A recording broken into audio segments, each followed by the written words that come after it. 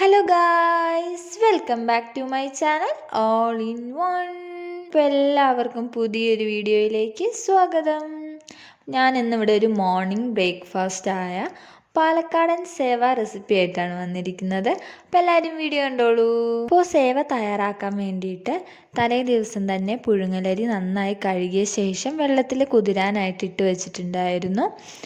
അപ്പോൾ ഇനി നമുക്കത് അരച്ചെടുക്കാം. അതിനായിട്ട് ഞാൻ മിക്സിയിൽ ഇട്ട് കൊടുത്തിട്ടുണ്ട് അരിയും, അതുപോലെ തന്നെ കുറച്ച് വെള്ളം കൂടി ഒഴിച്ചു കൊടുത്തതിന് ശേഷം ഒരു ലേശം ഉപ്പും കൂടി ചേർത്ത് നന്നായി ഒന്ന് അരച്ചെടുക്കുന്നുണ്ട്.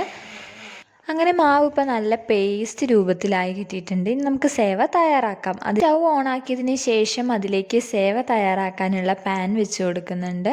അപ്പോൾ പാൻ ചൂടാവുന്നതിന് മുൻപേ അതിലേക്ക് നല്ലെണ്ണ ഒഴിച്ചു കൊടുക്കുന്നുണ്ട് കേട്ടോ. അപ്പോൾ 2 ടേബിൾ സ്പൂൺ നല്ലെണ്ണ ഒഴിച്ചു കൊടുത്തിട്ടുണ്ട്. ഇനി ഇതിലേക്ക് അരച്ച് വെച്ചിരിക്കുന്ന മാവ് ആഡ് ചെയ്ത് കൊടുക്കാം. അപ്പോൾ മാവിന് നല്ല കട്ടിയുണ്ട്. അപ്പോൾ ലൂസാക്കാൻ വേണ്ടിയിട്ട് അതിലേക്ക് കുറച്ച് വെള്ളം കൂടി ആഡ് ചെയ്ത് കൊടുക്കുന്നുണ്ട്. ഇനി ചോട് ചേർത്ത് നല്ലതുപോലെ ഒന്ന് ഇളക്കി കൊടുക്കാം. അപ്പോൾ അടി കരിയാണ്ട് പ്രത്യേകം ശ്രദ്ധിക്കണം. മാവ് അടിയിൽ പിടിക്കാതെ നല്ലതുപോലെ ഒന്ന് വിരകിയെടുക്കാം. അങ്ങനെ മാവിലെ വെള്ളമൊക്കെ ഇപ്പോൾ കംപ്ലീറ്റ് പോയിട്ട് നല്ല ഡ്രൈ ആയി വന്നിട്ടുണ്ട്. ഇനി സ്റ്റൗ ഓഫാക്കി വയ്ക്കാം. ഇനി ഈ മാവിനെ ചെറിയ ചൂടോടുകൂടി തന്നെ ചെറിയ ചെറിയ ബോൾസ് രൂപത്തിലാക്കി എടുക്കുന്നുണ്ട്. അതിനുശേഷം ഇതിനെ ഇഡ്ഡലി പാത്രത്തിലേക്ക് ഒന്ന് വേവിക്കാനായിട്ട് വെച്ച് കൊടുക്കുന്നു. അങ്ങനെ ഒരു ഏകദേശം 5 മിനിറ്റ്സ് ഒന്ന് ആവി കയറ്റുന്നുണ്ട്. അങ്ങനെ മാവ് റെഡിയായി കിട്ടിയിട്ടുണ്ട്. ഇനി അതിനെ നൂൽപുട്ടിൻ്റെ അച്ചിലേക്ക് ഇട്ട് കൊടുക്കുന്നുണ്ട്.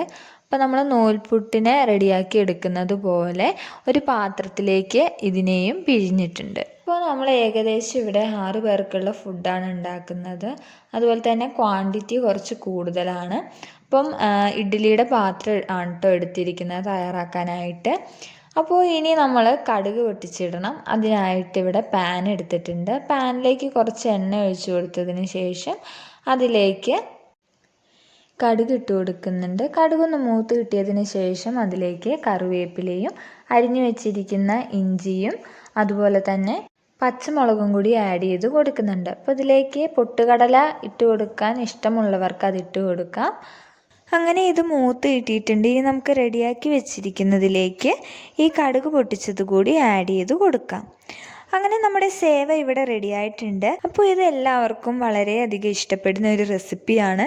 എല്ലാവരും വീട്ടിൽ മസ്റ്റായിട്ടൊന്ന് ട്രൈ ചെയ്ത് നോക്കുക. അപ്പോൾ നമ്മുടെ നൂൽപുട്ടിനെയൊക്കെ വെല്ലുന്ന ഒരു അപരനാണ് കേട്ടോ. അപ്പോൾ വീഡിയോ ഇഷ്ടപ്പെട്ടെങ്കിൽ എല്ലാവരും ലൈക്ക് ചെയ്യുക, ഷെയർ ചെയ്യുക, നമ്മുടെ ചാനൽ ഒന്ന് സബ്സ്ക്രൈബ് ചെയ്യുക. അപ്പോൾ പുതിയ വീഡിയോ ആയിട്ട് വരുന്നത് വരെ എല്ലാവർക്കും ബൈ.